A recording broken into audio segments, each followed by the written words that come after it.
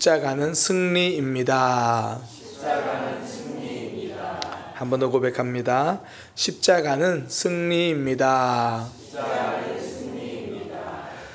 오늘은 특별 새벽 기도 다섯째 날, 마지막 날입니다.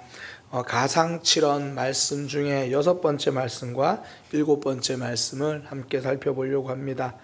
6번째 말씀은 다 이루었다, 이제 그렇게 말씀하신 요한복음 말씀입니다. 사명을 다 이루셨다라는 고백이죠. 그리고 마지막 7번째 말씀은 누가복음 23장 46절 말씀입니다. 누가복음 23장 46절, 예수께서 큰 소리로 불러 이르시되 아버지 내 영혼을 아버지 손에 부탁하나이다. 마지막 하나님께 이제 영혼을 부탁하시는 그런 말씀이죠. 이 두 말씀의 공통점은 마무리입니다. 사명의 완성, 그리고 마지막 세상을 떠나시면서 하나님께 영혼을 부탁하심. 이제 예수님은 그렇게 사명을 마무리하시죠. 그런데 이 마무리가 쓸쓸한 퇴장이 아닙니다. 예수님은 그 삶을 마무리하면서 완성을 선언하셨죠. 다 이루었다. 이게 사람들의 악한 계획에 예수님의 삶이 휩쓸려서 사라지는 모습이 아니라는 거예요. 남들에게 등 떠밀려서 돌아가신 삶이 아니다. 하나님께 받은 사명 다 완성하신 승리의 사역이다, 이렇게 고백하시는 거죠. 이게 성도의 삶입니다. 때로는 환경이 우리를 휩쓸고 가는 것 같고, 때로는 사람들이 우리의 삶을 좌지우지하는 것 같지만, 우리의 삶은 하나님이 이끌고 가십니다. 하나님이 우리의 삶 완성시켜 가시는 거죠. 또 이미 완성하신 삶 우리에게 누리게 하시는 겁니다. 또 하나, 이 땅에서 십자가에 달리신 모습이 마지막이 아니다라고 알려주시는 거죠. 죽음 이후에 그 영혼을 하나님께 부탁합니다. 그러니까 영원한 하나님 나라에 대한 소망이죠. 이 땅에서는 남들이 보기에 지금 패배처럼 보입니다. 십자가에 달려서 저렇게 죽는구나. 그러나 영원한 하나님 나라 입장에서는 완벽한 승리죠. 성도는 이 땅에서의 삶만 있는 것이 아니라 하나님이 그 다음의 삶 우리에게 이미 예비해 놓으셨고 준비해 놓으신 거죠. 그래서 예수님이 말씀하시잖아요. 내가 천국을 예비하러 간다. 우리는 예비된 그 나라를 바라보며 이 땅을 살아가는 사람입니다. 오늘 이 말씀 함께, 이 두 말씀을 함께 나누려고 합니다.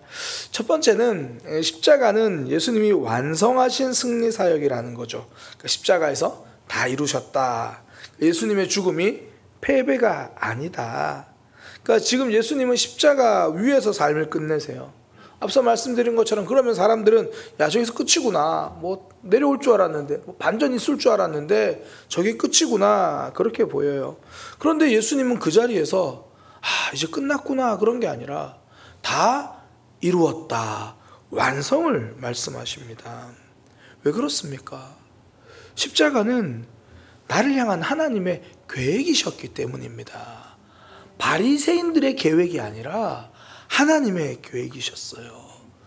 사람들 손에 떠밀려서 어쩔 수 없이 당한 고통이 아니라 저와 여러분을 사랑한 하나님의 계획이고, 그 계획에 따른 예수님의 순종이었죠. 그 사랑이 사람들의 죄를 이겨버린 거예요. 그래서 십자가는 그 죽음으로 완성하고 사랑을 완성하신 그 내용이죠. 그러니까 다 이루었다, 이 말씀은 결국 우리를 위한 죽음이었다라는 걸 확증해 주시는 거예요. 쟤네들 때문에 내가 이제 어쩔 수 없이 졌구나, 이게 아니라 원래 하나님의 계획이 이루어진 거다. 그분이 죽어서 내가 살게 되었죠. 그분이 완성하신 사명 때문에 우리는 생명을 얻었습니다. 그러니까 성도는요, 이미 완성된 하나님의 은혜를 누리는 거예요. 그러니까 뭔가 더 받기 위해서 아등바등하는 삶이 아니라는 겁니다. 이게 잘 드러나는 표현이 갈라디아서의 성령의 열매라는 거예요. 오직 성령의 열매는 사랑과 희락과 화평과 오래 참음과 자비와 양선과 충성과 온유와 절제다. 근데 가만히 들어보면 이게 열매라고? 난 충성해서 뭐 좀 받을 줄 알았는데, 열심히 절제하면 뭔가 받을 줄 알았는데, 성경은 그걸 조건이 아니라 열매다 이렇게 말합니다. 사랑이 조건이 아니라 열매래요. 내가 열심히 사랑하면 하나님이 더 복을 주실 거야. 그런 게 아니라 내가 저 사람을 사랑하게 되는 것, 그게 열매라는 거예요. 이게 참 이해가 안 되는 것 중에 네 번째가 소개된 게 오래 참음이거든요. 세상 사람들 입장에서는 그렇잖아요. 오래 참음은 열매보다는 투자처럼 여겨지잖아요. 내가 하나님 때문에 오래 참았으니까 하나님이 나의 오래 참음을 기특히 여기셔서 상을 주실 거야. 근데 성경의 관점은 그게 아니에요. 사람들은 오래 참음이 열매가 아니라 조건이라 생각하거든요. 하나님, 나 이렇게 오래 참았습니다. 야, 그러니 저 사람 좀 변화시켜 주세요. 하나님, 저 오래 참았습니다. 그러니 이제 하나님 이거 좀 주셔야죠. 세상은 오래 참음이 거래 조건이라고 생각해요. 근데 오늘 충성도 열매라고 그래요. 충성도 조건이라고 생각하면요, 하나님이 대한 원망이 쌓이거든요. 하나님, 저 10년간 충성했는데 이제 조건 채웠으니까 숫자 6개는 좀 알려주셔야죠. 하나님, 제가 지금 몇 년간 충성했는데 우리 자녀들의 삶 이제 하나님이 책임지셔야죠. 우리도 모르게 세상적 가치관으로 자꾸 조건으로 생각해요. 그러니 신앙생활이 힘들고 버겁죠. 막 채워야 할 조건들이 너무 많아요. 1월달 되면 부흥회하고, 뭐 2월달 또 이제 신방하고 나면 그러고 5월달 가정의 달, 막 사랑도 내가 채워야 되고. 그런데 하나님은 그걸 열매라고 하십니다. 십자가에서 이미 다 이루셨기 때문이에요. 그래서 우리가 신앙생활, 믿음이 깊어지고 성숙할수록 신앙생활을 열매로 사는 거죠. 하나님이 구원해 주셨으니 그 결과로 오래 참음의 열매를 맺는 거죠. 어떤 분이 그런 이야기를 하시더라고요. 이 성령의 열매에 대한 이야기들을 쭉 나누니까, 그러고 보니 이전에는 작은 일에도 쉽게 화냈던 내가 이제 자녀들을 보면서도 참게 되는 모습들을 발견하더라는 거예요. 그게 너무나 감사하고 그게 너무나 귀하다는 것을 고백하는 거죠. 참지 못하던 내가, 감정에 휩쓸려 살던 내가 이제 조금씩 인내를 이루어가는 삶이 되는 것, 이게 복이죠. 이런 성경의 관점을 이해하고 나니까요, 믿음 생활을 보는 관점이 많이 달라지더라고요. 단순히 말해서 이런 거죠. 전도해서 복받자가 아니라 복받았으니 전도하자. 더 정확히 말하면 내가 누군가를 위해서 복음을 전할 수 있는 것이 복이라는 것을 깨닫게 되는 거죠. 예수님이 십자가에 달리시면서 나는 길을 닦아놓은 거야. 이제 나머지는 너희가 이루어야 돼. 이렇게 말씀하신 게 아니라 이미 완성하셨다. 다 이루었다.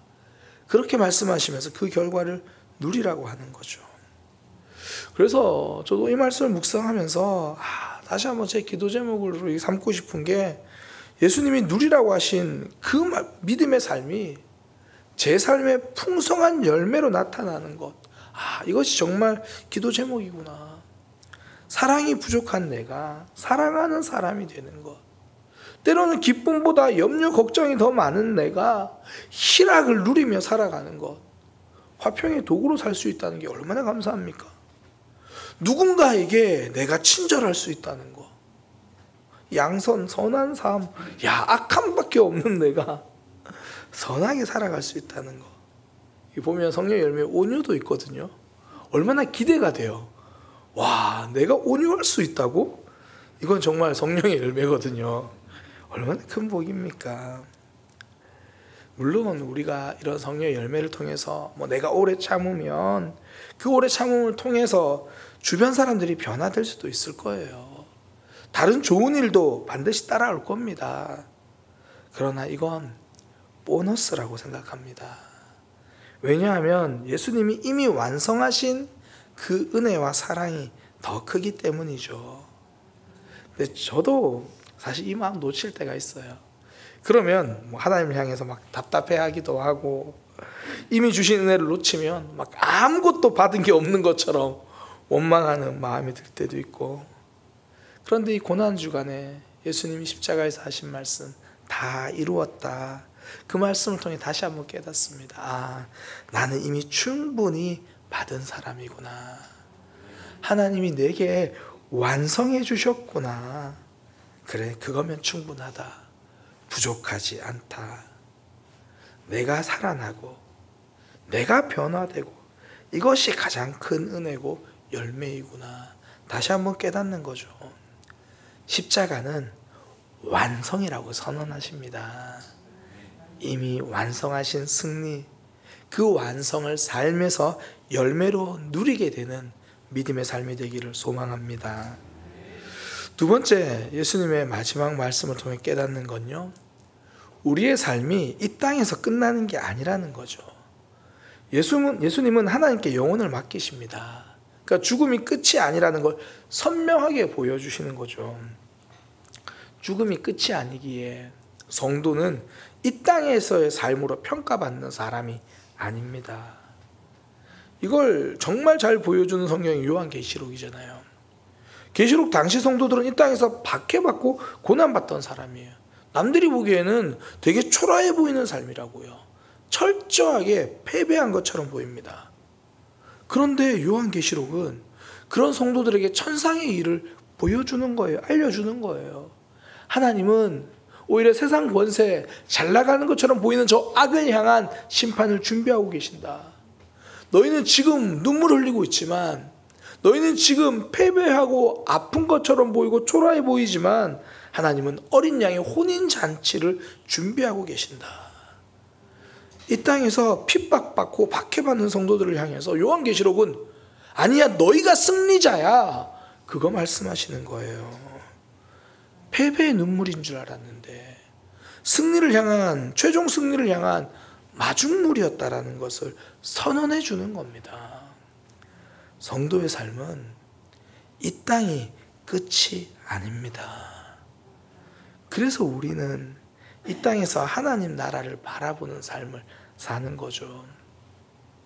제가 설교 때 여러 번 인용했는데요, 저는 에콰도르에서 순교하신 짐 엘리엇 선교사님의 말씀이 참 좋아요. 영원한 것을 위해서 영원하지 않은 것을 포기하는 삶, 그건 어리석은 것이 아니다. 영원한 하나님 나라를 위해서 이 땅에서 영원하지 않은 것을 내려놓을 수 있는 것, 이건 어리석은 게 아니다. 이분은 삶으로 증명하셨죠. 20대 나이에 복음을 전하다가 순교하셨어요. 그 모습을 보고 미국이 난리가 났죠. 이 젊은이들의 가능성을 낭비하고 있는 일이다. 그러나 선교사님도, 그리고 당시 20대이던 그 선교사님의 젊은 아내도 전혀 그렇게 생각하지 않았습니다. 그분은 영원한 하나님 나라를 위해서 이 땅의 삶을 드린 거죠. 영생을 위해 일생을 바친 삶입니다. 이런 말씀을 접할 때마다 저 자신에게 묻는 거죠. 나는 지금 일생을 위해서 사는 사람인가? 영생을 위해서 사는 사람인가? 나는 지금 하나님 나라를 위해서 무엇을 남기는 삶을 살고 있는가? 프랑스 소설가 알베르 까뮤가 이제 이방인이라는 소설에서 이런 이야기를 합니다. 인생의 저녁이 이르면 얼마나 가졌는가가 아니라 얼마나 사랑했는가를 놓고 심판받을 것이다. 그러니까 다르게 말한다면, 우리 신앙인의 관점으로 말한다면, 결국 이 땅에 살아가면서 내 나라를 위해서 살았는가, 하나님 나라, 하나님 뜻을 위해서 살았는가, 하나님 나라를 위해서 살아간 삶이 중요하다는 거죠. 짐 엘리엇 선교사님에게는 에콰도르가 선교지지만 우리의 선교지는 일상입니다. 거기서 하나님 나라를 나타내는 것, 이것이 우리가 하나님 나라를 위해서 사는 거죠. 우리의 순교지는요, 가정입니다. 거기서 내가 죽고 예수가 살아나면 우리 가족이 살아나죠. 우리의 순교지는 오늘 내가 만나는 사람과의 관계입니다. 거기서 내가 죽고 나면 예수가 살아나고 그 사람이 살아나는 거죠. 예수님은 십자가에서 마지막 목숨이 다하는 그 순간에 우리가 어디를 바라보며 살아야 할지를 알려주십니다. 이 땅의 삶이 끝이 아니다. 하나님께 가는 우리의 영혼이 있다. 성도는 이 땅에 발을 딛고 있지만 하늘에 속한 사람입니다. 우리의 삶, 이 땅이 끝이 아니고 영원한 하나님 나라가 준비된 거죠. 제가 장례식 때마다 이런 표현을 많이 합니다. 하루 여행을 가는 사람은 하루치 여행 준비를 하고요. 2박 3일 여행 가는 사람은 2박 3일만큼 준비하겠죠. 성도는 영원한 생명을 바라보는 사람입니다.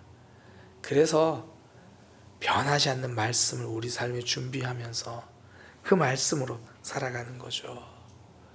영생을 소유한 사람답게 오늘 하루 영생을 준비하며 살아가는 믿음의 삶이 되기를 소망합니다. 오늘 특별 새벽기도 마지막 날 예수님은 다 이루셨다. 이미 우리에게 완성을 선언해 주셨어요. 그 열매로서 이 땅을 살아가는 저와 여러분이 되기를 소망합니다. 또 하나, 나도 모르게 이 땅을 바라보느라 하나님 나를 놓치고 있었다면 다시 한번 영생을 위해 일생을 살아갈 수 있는 저와 여러분이 되기를 소망합니다. 이 시간 함께 찬양하겠습니다. 보혈을 지나 하나님 품으로 그 은혜로 우리는 십자가를 기억하며 살아갑니다.